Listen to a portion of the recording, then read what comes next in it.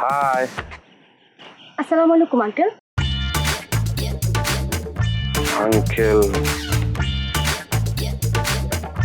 C C C, আমারে uncle বললা?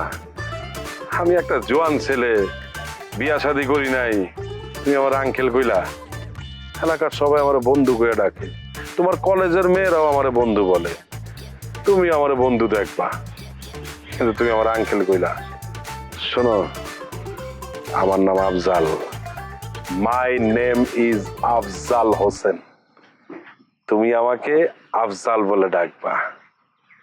তোমার নামটা কি? আমার নাম টুকি। টুকি? বাহ, খুব সুন্দর নাম। তোমাকে যদি আমি টুকটুকি বলে ডাকি, তুমি কি মাইন্ড করবা? মাইন্ড করবো না, অবশ্যই মাইন্ড করবো।